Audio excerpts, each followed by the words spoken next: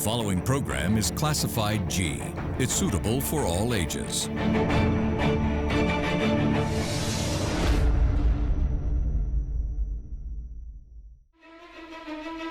Tonight, as Sri Lanka's economy is taking a battering from all sides, the appreciation and the depreciation of the rupee seems to be quite a concern to the business community. However, as they say there's two sides to a coin, this too is seen favorable and unfavorable. As the government continues to let the rupee float, economists do raise the question as to whether this is the way forward. Good evening, I'm Suzanne Shenali in for Mahesh Johnny, and this is where Other Derana and the Morning investigates.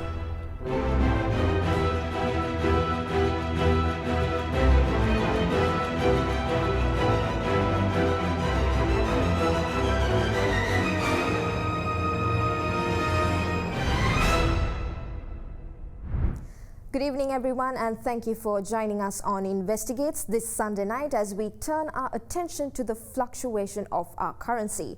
The Sri Lankan Rupee, the rapidly falling value of the rupee has risen to the top of the discussion again after widespread news that the Central Bank of Sri Lanka printed billions of rupees. Irrespective of the necessity, many view this as an unwise decision that is likely to cause inflation.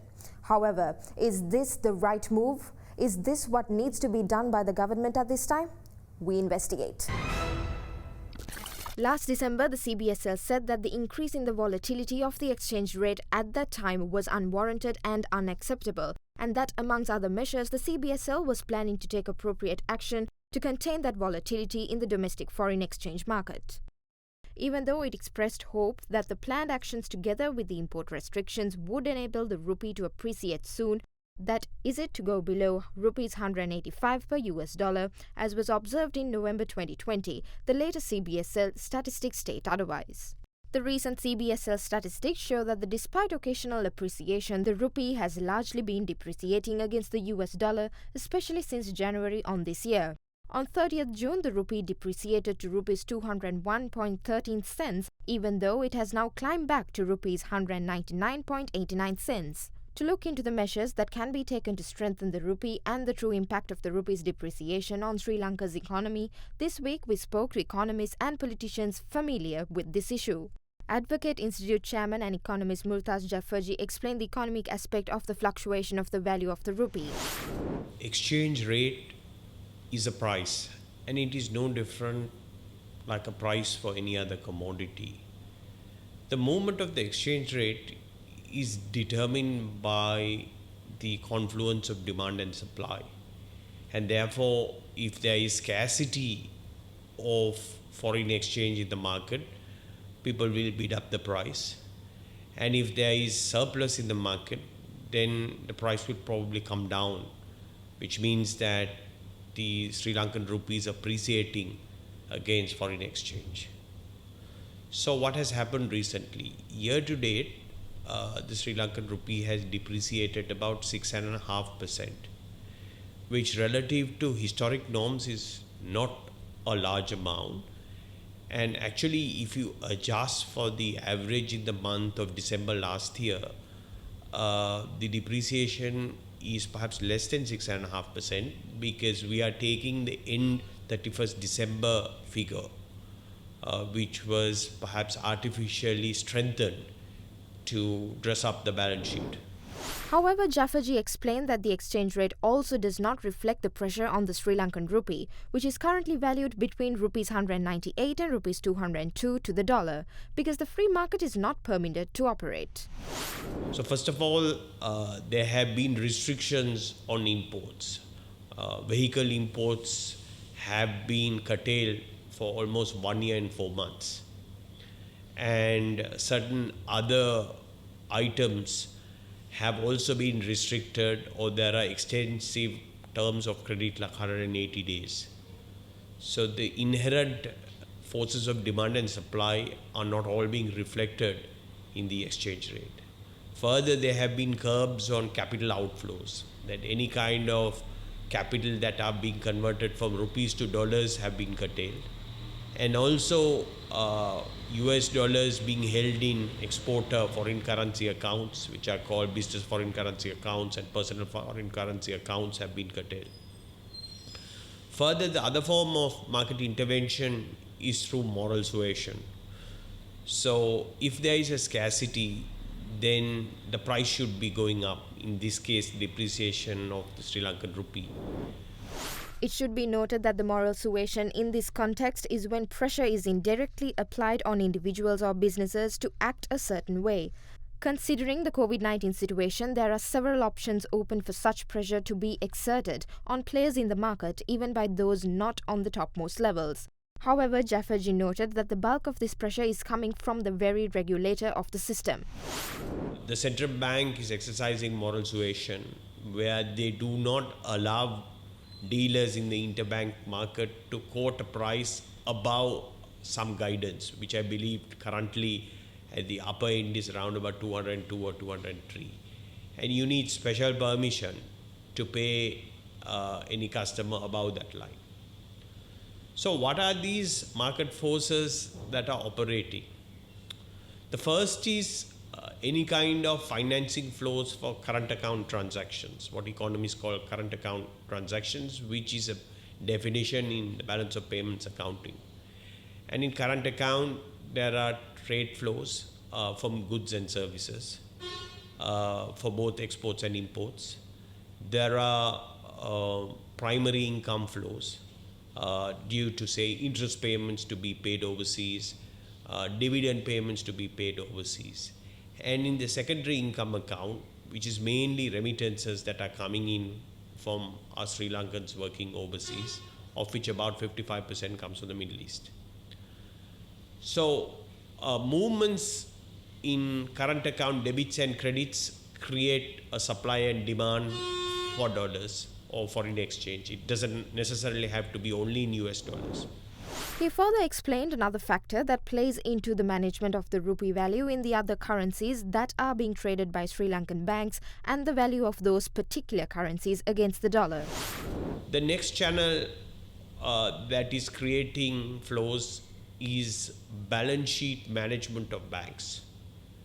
So all borrowings and deposits and lending activity of banks is not necessarily in rupees.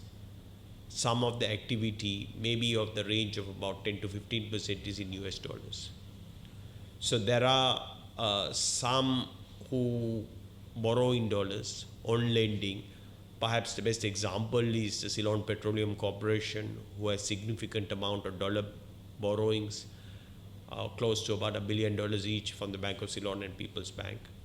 There are also export companies who borrow in dollars to finance working capital. Thus, the pressure on the rupee is a lot higher than what it seems in the exchange rate, according to Jafferji, who added that since there is a shortage of dollars, those who want to have access to foreign exchange are unable to get it from the banks. The banks simply lack enough dollars to disperse them to all parties.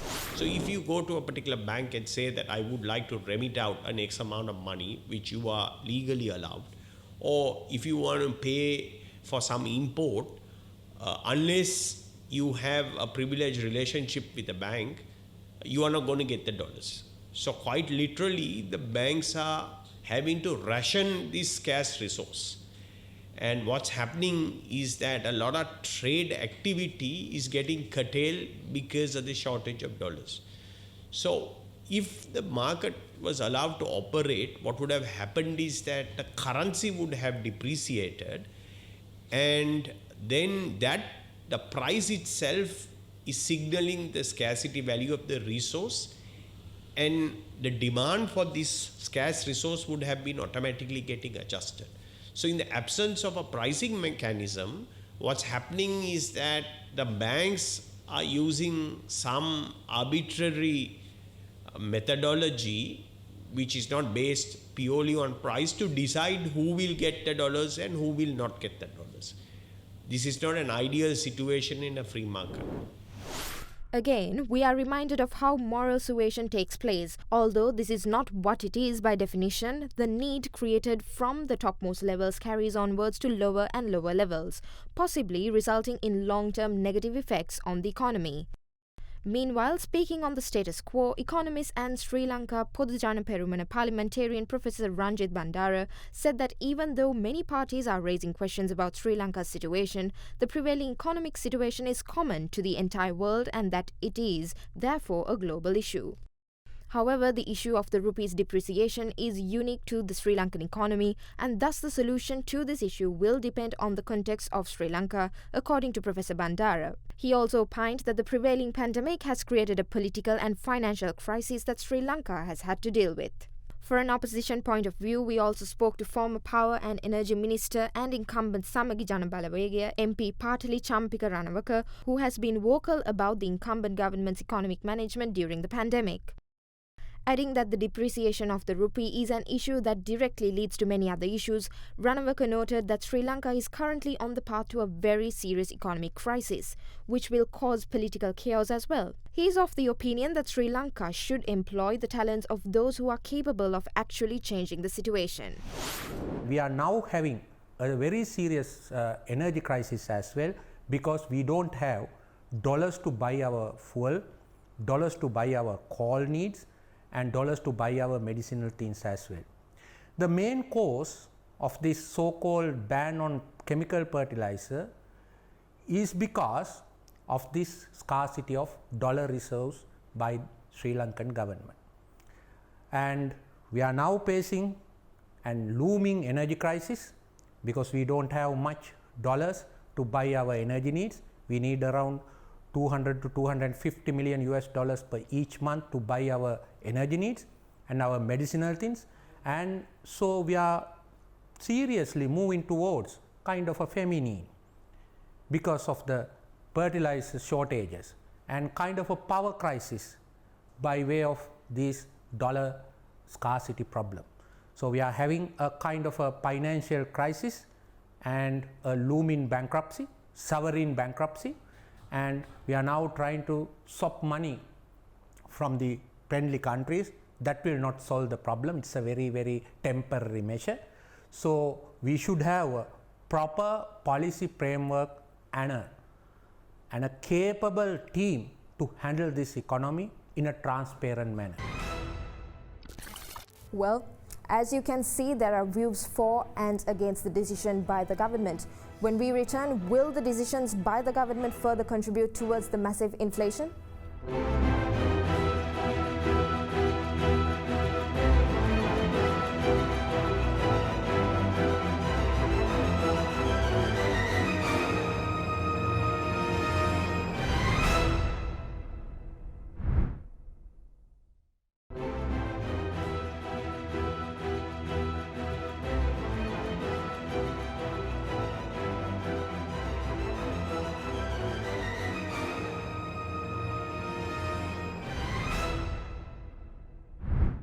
Welcome back everyone to Investigates. Tonight we are investigating on the fluctuation of our currency. Here's the rest of our investigation. The volatility of the Sri Lankan rupee and its fluctuation has been one of the key topics that has taken Sri Lanka's daily conversation to a new ground. Member of the Parliament from the Samagi Janabalawegaya, Patali Champika Ranawaka, alleged that it had been reported that during the last 18 months, the government had printed around 1 trillion rupees through the CBSL, and that in 2019, the former United Nations Front-led government had printed only 29 billion rupees. For the last 18 months, it was reported that the government had printed around 1 trillion rupees of money by the Central Bank of Sri Lanka. And as far as the previous government is concerned, the Yahapalana government, during 2019, they had printed only 29 billion. So within this 18 months, this new government had printed around 1,000 billion rupees by the central bank by way of holding treasury bills. Speaking of the same Professor Bandara, however, professed his confidence that the rupee will appreciate within 2 or 3 months and that it will not depreciate further. The current finance minister is quite confident. When he was assuming duties at the ministry, he said we were witnessing the more bad situation in the past. He mentioned that the foreign reserve what we had in 2007, it was 1.5 billion. Now we have about 4 billion in hand. With regard to CBSL printing money, he opined that the CBSL can employ various policies and approaches to manage the value of the rupee as well as goods and services, adding that there is nothing to fear of the status quo of such decisions or actions. It is not just printing money and adding to the circulation. If there is inflation, the central bank can apply the various monetary policies. And also people think of inflation. Now, inflation is a natural phenomenon over the last 100 to 200 years. The consumer expectation has gone up, and at the same time, the market being diversified. Now, hundreds of new things adding into our consumption basket. Not only food what we eat. And during the pandemic, we have witnessed 40% increase the prices of various goods and services in our consumption basket. And we are lucky here in Sri Lanka, we are managing the inflation still in a single digit manner. It is single digit, nothing being to fear of. And our local economy strong enough for us to provide the basics. And we are self-sufficient in food. And we grow enough vegetables, enough fruits, and also the rice, the staple. And the going into different markets and finding the cheaper commodities gave us a lesson over the last 73 years. Why we only looked at only the negative impact. Now, haven't been witness how the export income has been increased. What opportunity that we are getting into our exports. You see, every single coin, we must not forget that there are two sides. Therefore, looking at the positive side of the current pandemic, naturally one could see there's lots of opportunities which have not been manipulated. And it is an encouragement people to think twice how we could get out from the mess and look for the new world. Those who spoke with us also expressed their opinions about the future of the value of the rupee and the economic aspects it entails, as well as what Sri Lanka can do to minimize the impact of the rupee's fluctuation against the US dollar. According to Jafferji, repaying foreign debts, which is something Sri Lanka has been able to manage thus far without a stain on its record, is one of the biggest challenges the country is facing that can worsen the prevailing situation because we are facing a scenario that has been unprecedented in our history. The first issue is that what do we do about this debt service?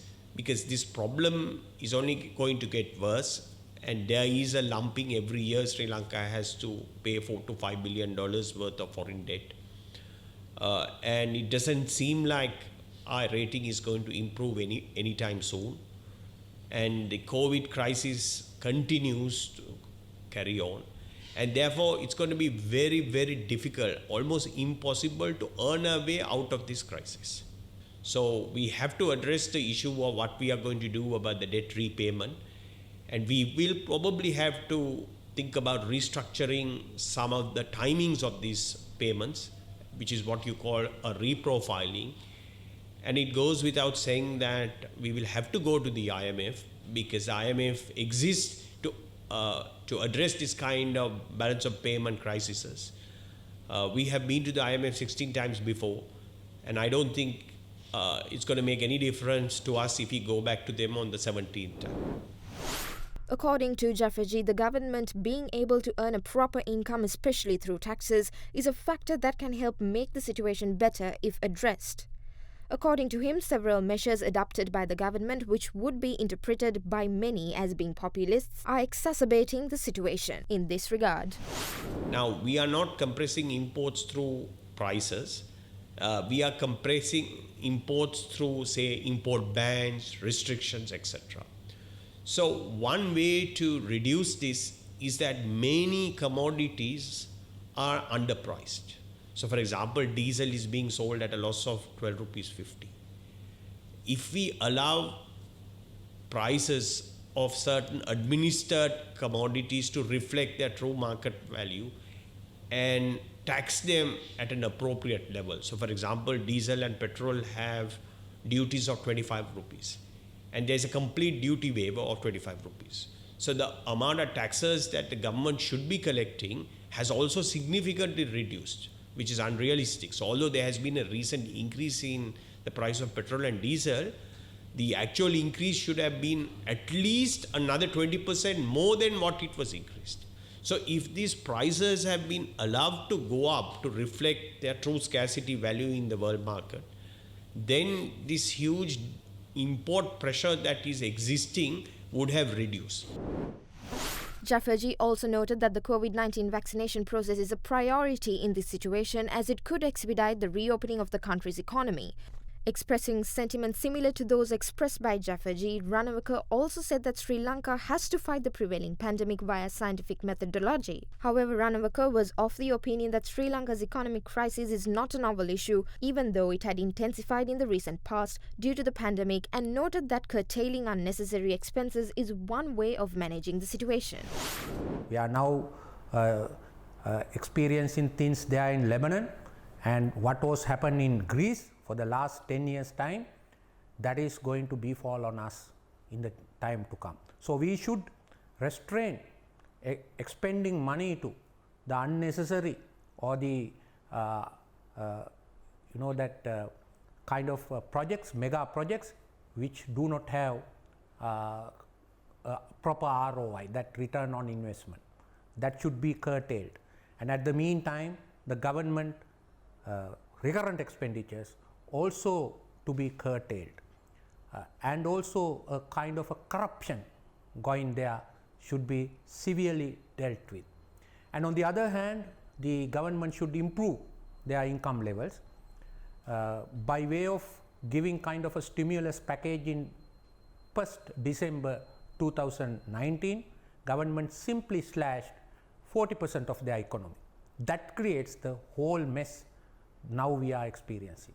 So, we have to increase our income levels, curtail our capital expenditure to some extent, and also at the meantime give minimum welfare security net for the poor people. Because of the pandemic, a new poor class being created, and we have to protect them. Even though those who spoke with us expressed differing and sometimes contradictory opinions, they all agree on certain steps Sri Lanka should look into, including increasing the state's revenue, expediting the vaccination drive, and considering differing debt repayments. Will the government and the central bank find a way to stop the depreciation of the rupee in time? Only time will tell.